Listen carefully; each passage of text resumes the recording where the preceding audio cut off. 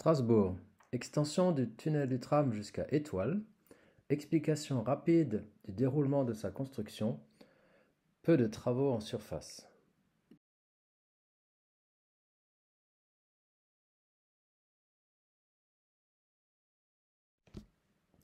La situation maintenant. La vitesse moyenne très faible de 13 km/h, c'est très facile à mesurer. Cela ralentit toute la ville car c'est au cœur du réseau. La saturation complète des rames, c'est très facile de s'en rendre compte et c'est complètement officiel.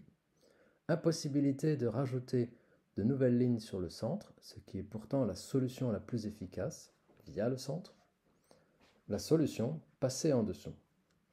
Le premier but de cette vidéo est de comprendre le tunnel à faire pour que les gens comprennent par où ça passe et comment.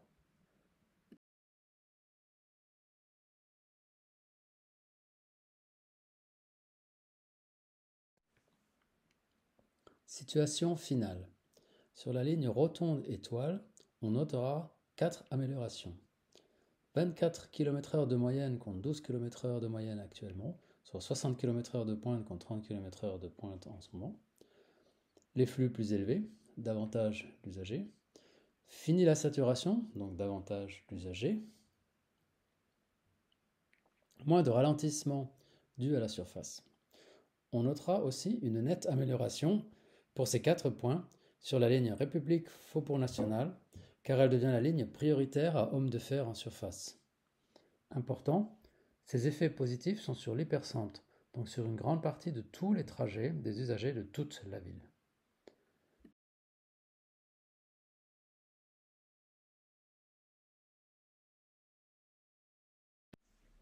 Pour les travaux, uniquement 3 locations vues de la surface.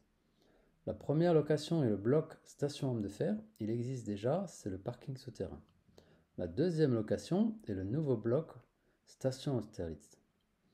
La troisième location, à Étoile, entre le canal et le tunnel des voitures. La grosse place pour les travaux est mise en place à cet endroit, c'est l'entrée du tunnelier. C'est l'allocation des plus gros travaux. Tout arrive par là, pas de station à cet endroit. Quand les blocs des stations sont finis, le tunnelier commence à creuser de Étoile et se dirige vers le nord, jusqu'à rejoindre en souterrain absolu le tunnel actuel sous le quai Saint-Jean.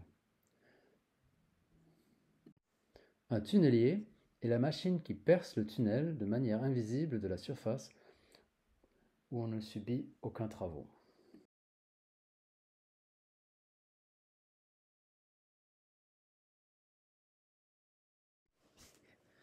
Les 3 stations souterraines. La station de la gare, station existante, aucun travaux. En souterrain homme de fer, c'est le bâtiment du parking souterrain construit au même moment que le tunnel actuel, justement pour pouvoir y accueillir une station souterraine. La troisième station, place d'Austerlitz, un nouveau bloc souterrain pour la nouvelle station sous la place.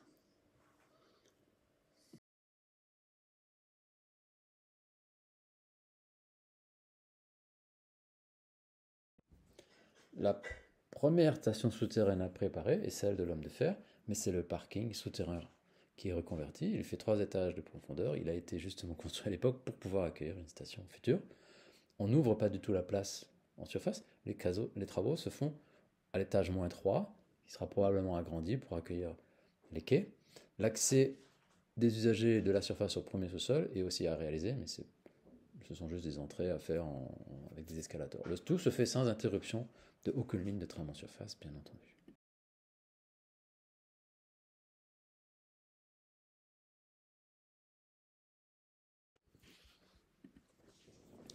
La station suivante à construire est celle place d'Austerlitz.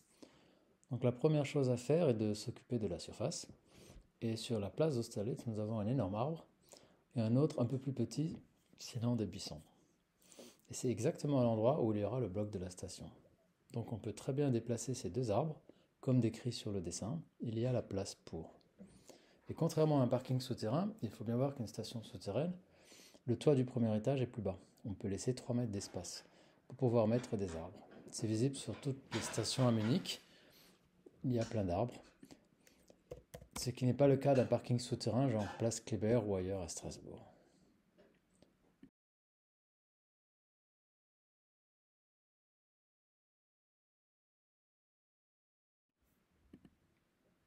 Quand les arbres sont déplacés, il faut commencer à faire un enclos au milieu, un gros carré au milieu de la place. On peut très bien circuler à pied et à vélo autour. L'enclos fait à peu près 3 mètres de haut. La première chose à faire est de faire tout autour de l'enclos, dans l'enclos, des énormes piliers de béton qui vont très profondément dans le sol, pour que justement les maisons autour ne tombent pas. Mais ça, c'est l'étape classique de toutes les stations souterraines dans le monde.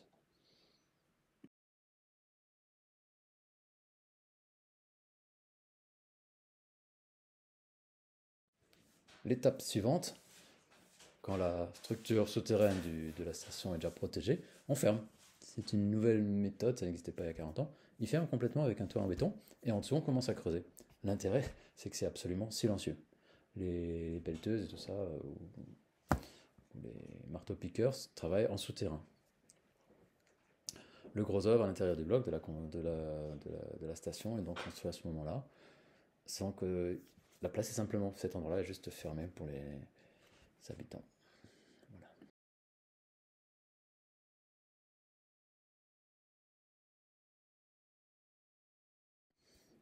Donc voilà, la première étape est de préparer les stations. C'est l'inverse quand on construit un train ou un tram en surface, on fait d'abord la ligne, ensuite on fait les gares autour. Là, c'est l'inverse. On fait d'abord les stations et le tunnel passe ensuite. Et le tunnel ne commence pas des halles, parce que là, on ne peut pas ouvrir. On est à Étoile, on a l'espace pour, on peut faire un énorme endroit, un énorme enclos où il y a toute l'arrivée du béton et tout ça. Et c'est de là que va partir le gros tunnelier qui fore tout. Et donc, il part de Étoile, et là, il passe sous la ville, tout comme ça passait sous la ville. Quand il y a eu le tunnel de Rotonde à les Halles, cela a été fait en surface et les gens n'ont strictement rien vu en surface. Il n'y a eu strictement aucun problème. Et cela s'est fait super rapidement dans les années 90. Donc le tunnel part de Étoile, il va à travers la station Austerlitz. Ensuite, voilà, c'est comme ça que ça commence.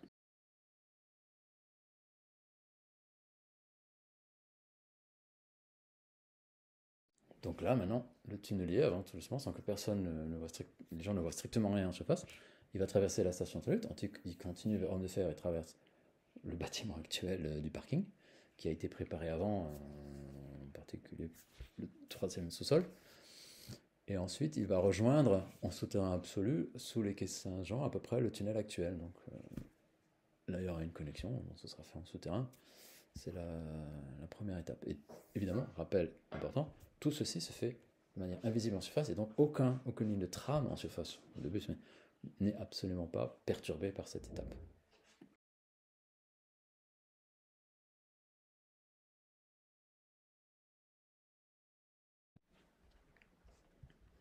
Maintenant, on arrive à la dernière étape, qui est peut-être la plus captivante, parce qu'avant, on attend, on voit un peu de travaux et puis c'est tout. Mais là, on va passer au basculement. Qu'est-ce qui va se passer? Donc les stations, après que le tunnelier soit passé, les stations sont préparées pour accueillir tous les équipements, les rails, les ascenseurs, les escalators, à Homme de Fer et Austerlitz. Et quand tout est fini, pour l'instant aucun tram ne traverse le nouveau tronçon, de jour au lendemain, les trams venant de Rotonde ne sortiront plus à Halle, mais ils continueront dans le tunnel jusqu'à sortir à Étoile, entre le canal et le tunnel de voiture. À Étoile, il y aura une station en surface, quelque part sur la place, 2 ou 3, avec des quais de double longueur, tout est en surface à Étoile. Et à partir de là, évidemment, les trams qui passent en surface ne seront plus saturés. Et on peut faire arriver le tram nord, par exemple, sur la place du Homme de Fer, voire en fait même continuer jusque vers l'Étoile et les quartiers du Sud. On peut vraiment restructurer tout le réseau, mais ça c'est quelque chose qui peut être étudié en parallèle, relativement indépendant. L'ancienne sortie, l'entrée-sortie du tunnel Wall est fermée, elle ne sert strictement plus à rien.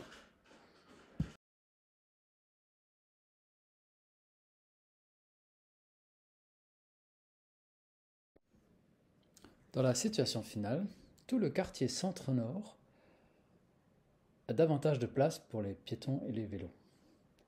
On le voit sur le schéma. Le tram nord pourra arriver directement, rapide, efficace, sur Homme de Fer directement, puis Étoile en surface, sans saturer le nœud du réseau. Et donc fini tous les tracés alambiqués présentés à ce jour pour relier le tram nord au centre. Sur la zone centre-nord, c'est-à-dire gare, place Diagonale Vosges, Homme de Fer, sera ainsi soulagé, ce qui permet davantage de place pour les piétons et les vélos. Tous les autres tracés de tram ont tous un ou plusieurs des inconvénients ci-dessous qui ont en commun d'être tous beaucoup plus chers et beaucoup moins efficaces. Le premier est trop lourd et trop de détours, de gauche à droite. Le second est trop lourd et non réaliste. Le troisième évite le centre. Le quatrième n'est pas réaliste non plus. De faire arriver comme ça en T sur la ligne actuelle à Place Broglie, c'est beaucoup trop lent et ça fait des virages. Enfin bon.